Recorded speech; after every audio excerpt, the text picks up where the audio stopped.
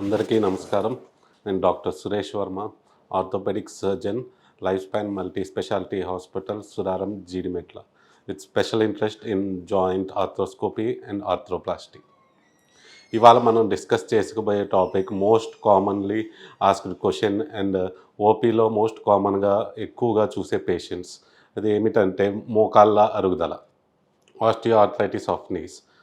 అసలు osteoarthritis of knees అంటే ఏంటి అని అంటే it is a degenerative disease. అంటే ఇది ఒక అరుగుదలకి సంబంధించిన డిసీజ్. అసలు ఈ ఆస్టియోఆర్థరైటిస్ అనేది ఎలా ఫామ్ అవుతుందని అంటే మన శరీరంలో ప్రతి ఎముకకి చివరల కార్టిలేజ్ అనే టిష్యూ ఒకటి ఉంటుంది. అది నార్మల్గా షాక్ అబ్జార్ప్షన్ కోసము, మళ్ళీ జాయింట్స్ ఫ్రీ మొబిలిటీకి లూబ్రికేషన్ లాగా ఉపయోగపడింది.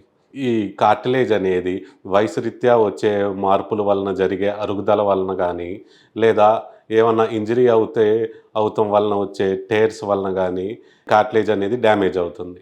ఇలా డ్యామేజ్ అయిన కార్టిలేజ్ ఆ ఏరియాలో మొత్తం అరుగుదల కానీ డ్యామేజ్ కానీ అవటం వలన ఎముక రాసుకుంటాం వలన ఆ ఏరియాలో ఉండే బోన్స్ అనేవి మొత్తం జాయింట్ చుట్టూరా వాపు వస్తాము, ఎర్రదనం వస్తాము అనేవి వస్తాయి. This is the most common thing of the osteoarthritis of నీ.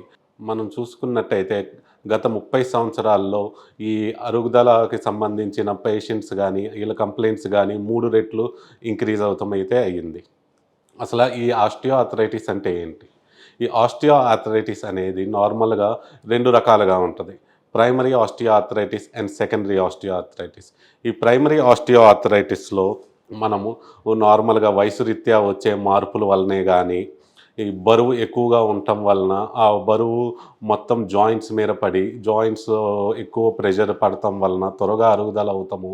అయితే ఆడవారిలో ముఖ్యంగా మెనోపాజ్ దాటిన ఫీమేల్స్లో హార్మోనల్ ఇంబ్యాలెన్స్ వస్తాం వలన కాల్షియం డెఫిషియన్సీ వాటితో ఇంకా అరుగుదల అనేది బాగా ఎక్కువైంది. ఇంకా మనం మజిల్ వీక్నెస్ ఉండే పేషెంట్స్లో కూడా ఈ ప్రైమరీ ఆస్టియోఆర్థరైటిస్ అనేది చూస్తాం.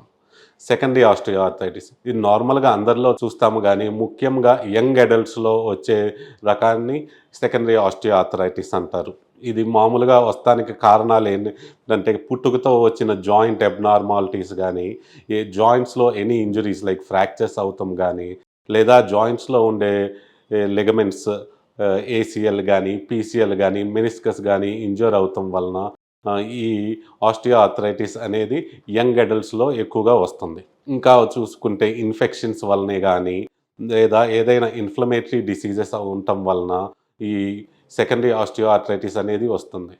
ఇప్పుడు ఇక్కడికి వచ్చే పేషెంట్స్కి బేసిక్గా ఉండే కంప్లైంట్స్ ఏమిటంటే జాయింట్స్ పెయిన్ ఒకటి, ఇంకా స్టిఫ్నెస్, మూమెంట్స్ అనేవి ఇదివరకులాగా లేవు, నేను కింద కూర్చోలేకపోతున్నాను, మెట్లు ఎక్కువ ఎక్కలేకపోతున్నాము అనే కంప్లైంట్, ఇంకా జాయింట్స్ చుట్టూరా వాపు రావటము, ఎర్రగా అవుతాము, వేడిగా అవుతాము అనే కంప్లైంట్స్ ఉంటాయి. ఇంకా అడ్వాన్స్ స్టేజ్లెస్లో ఉన్న పేషెంట్స్ అయితే మా మోకాళ్ళన్నీ వంకర అవుతున్నాయి అని, డిఫార్మిటీ వస్తుందనే కంప్లైంట్స్తో వస్తారు. బేసిక్గా ఇవన్నీ ఏజ్ రిలేటెడ్ చేంజెసే కానీ, బరువు పెరుగుతాం వలన కానీ, ఏమైనా ఇంజరీ అవుతాం వలన కానీ, లిగమెంట్ టేర్ అవుతాం వలన కానీ, హార్మోనల్ చేంజెస్ వస్తాం కానీ, పుట్టుకతో వచ్చే జాయింట్ డిఫార్మిటీస్ ఉండటం వలన కానీ ఇవన్నీ మనకి ఎక్కువగా చూస్తూ ఉంటాము. ఈ ఆస్టియోఆర్థరైటిస్కి అనేక రకమైన ట్రీట్మెంట్స్ ఉంటాయి. ఇప్పుడు ఎర్లీ ఆస్టియోఆర్థరైటిస్ పేషెంట్స్ అందరూ సర్జరీకి సూటబుల్ కాదు. దీనికోసం మనకి అనేక రకమైన ట్రీట్మెంట్స్ అయితే ఉన్నాయి. ముఖ్యంగా మెడికేషన్ అంటే ఎన్ఎస్ఐడ్స్, నార్మల్ పెయిన్ కిల్లర్స్ అవి వాడుకోవచ్చు. బట్ ఇవన్నీ దీర్ఘకాలంలో వాడటం వలన కిడ్నీ అండ్ లివర్ డ్యామేజ్ అవుతూ ఉంటాయి. అందుకని ఇంకా మెడికేషన్స్లోకి వస్తే ఇంకా గ్లూకోసమైన్ మెడికేషన్, కొలాజన్ మెడికేషన్ అనే మెడికేషన్స్ ఉంటాయి. ఇంకా వేరే రకానికి వస్తే ఫిజియోథెరపీ. ఈ ఫిజియోథెరపీ అనేది ముఖ్యంగా జాయింట్ స్టిఫ్నెస్ తగ్గించడానికి, జాయింట్ మొబిలిటీ పెంచడానికి, జాయింట్ చుట్టూరా మజిల్ స్ట్రెంథనింగ్ కోసం, ఇంకా స్ట్రెంథనింగ్ ద్వారా మన జాయింట్ మీద పడే ఆ ప్రెషర్ని తగ్గించడం కోసం ఉపయోగపడతాయి. ఇంకా కొత్త రకమైన ట్రీట్మెంట్స్కి వచ్చేసరికి ఇంజెక్షన్స్ లైక్ స్టెరాయిడ్ ఇంజెక్షన్స్.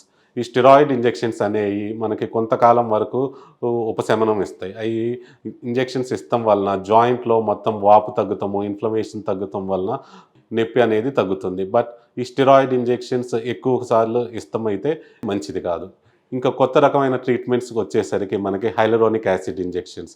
ఇది మన జాయింట్లో ఉండే గుజ్జుని ఆర్టిఫిషియల్గా తయారు చేసి ఇది జాయింట్లో ఇంజెక్ట్ చేస్తాం. ఇది ఇంజెక్ట్ చేస్తాం వలన జాయింట్లో బోన్ అండ్ బోన్ పైన కోటింగ్ లాగా ఫామ్ అయ్యి ఒక లూబ్రికేషన్ లాగా హెల్ప్ చేస్తుంది. ఇంకా వచ్చేసరికి పిఆర్పి ఇంజెక్షన్స్. ఈ పిఆర్పి ఇంజెక్షన్స్ అంటే ఏంటంటే ప్లేట్లెట్ రిచ్ ప్లాస్మా.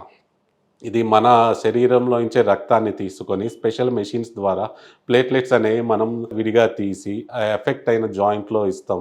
ఇది ఇట్లాగ ఇస్తాం వలన తిరిగి కార్టిలేజ్ అనేది రీజనరేట్ అవుతుంది. ఇంకా కొత్తగా వచ్చిన advanced treatment is called stem cells therapy. ఈ స్టెమ్ సెల్స్ అంటే ఏమిటంటే మనం మన తొంటి బొక్కలో నుంచి ఈ బోన్ మ్యారో అంటే నల్లిని ఎక్స్ట్రాక్ట్ చేసి స్పెషల్ టెక్నిక్స్ ద్వారా స్టెమ్ సెల్స్ని సపరేట్ చేస్తాం. ఈ స్టెమ్ సెల్స్ అనేవి సపరేట్ చేసి మనకు ఎఫెక్ట్ అయిన జాయింట్లో ఇంజెక్ట్ చేస్తాం. అలా ఇంజెక్ట్ చేస్తాం వలన ఆ కార్టిలేజ్ తిరిగి రీజనరేట్ అయ్యే ఛాన్సెస్ అయితే early stages and early onset ఆస్టియోఆర్థరైటిస్లో చాలా ఉపయోగాలు ఉంటాయి.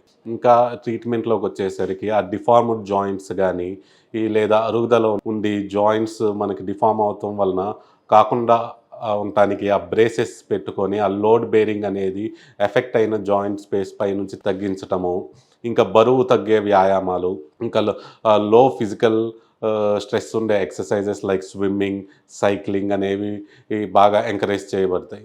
ఇవన్నీ early stages and early onset ఆస్టియోఆర్థరైటిస్లోకి ఉపయోగపడతాయి. బట్ అడ్వాన్స్ స్టేజెస్లోకి వచ్చేసరికి మనకి total knee replacement is the option.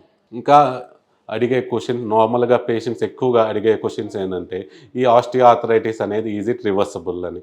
Osteoarthritis it is not reversible, okay, but it can be managed and prolonged by regular physical activities, physical exercises, bracing, medication and other procedures. ఇంకా కామన్గా అడిగే question ఏంటంటే walking చేయొచ్చా, walking చేస్తాం వలన ఇంకా మోకాళ్ళ నొప్పులు అవి పెరుగుతాయి కదా అని. డెఫినెట్గా అడ్వాన్స్డ్ స్టేజెస్లో నడుస్తాం వలన మోకాళ్ళ నొప్పులు, తొంటి నొప్పులు అయితే పెరుగుతాయి. బట్ ఇమ్మొబిలిటీగా ఉండటం వలన, సెడెంటరీ లైఫ్ స్టైల్ వలన ఇంకా జాయింట్ స్టిఫ్నెస్ ఎక్కువ అవుతాము, మజిల్ వీక్నెస్ ఎక్కువ అవుతూ ఉంటాయి. అందుకని దానికి ప్రోగ్రెసివ్గా ఫిజియోథెరపీ అండ్ మొబిలిటీ ఎక్సర్సైజెస్ అనేవి ఖచ్చితంగా చేసుకోవాలి. ఇంకా వచ్చి నార్మల్గా అడిగే క్వశ్చన్ ఏంటంటే టీకేఆర్ గురించి డౌట్స్. ఈ టోటల్ నీ రీప్లేస్మెంట్ అనే దానికి వచ్చేసరికి చాలామంది ఈ బెడ్ రిడన్ అవుతాము, వేరే వాళ్ళపైన డిపెండ్ అవ్వాలి అని చెప్పే మెయిన్ రీజన్తో చాలామంది వెనుకాడతారు ఈ టోటల్ నీ రీప్లేస్మెంట్కి. బట్ ఈ టోటల్ నీ రీప్లేస్మెంట్ అనే దాంట్లో బెడ్ రెస్ట్ అనేది ఉండదు. కామన్గా వితౌట్ ఎనీ కాంప్లికేషన్స్తో చేయబడిన టీకేఆర్ అండ్ ఇంకా ఆ పేషెంట్ తర్వాత రోజునే వాకర్ సపోర్ట్తో ఎవరి సాయం లేకుండా కంప్లీట్ వేరింగ్తో నడవచ్చు. అంతేగాని బెడ్ రిడన్ అలాగేమి ఉండవు. ఇది టోటల్గా ఒక 1 month పాటు తనే ఇట్లా ఫిజియోథెరపీ చేసుకుంటాం వలన తిరిగి కంప్లీట్ మూమెంట్స్ వస్తాము, తను తిరిగి నార్మల్ లైఫ్ స్టైల్కి వస్తాము, అన్నీ చేయొచ్చు.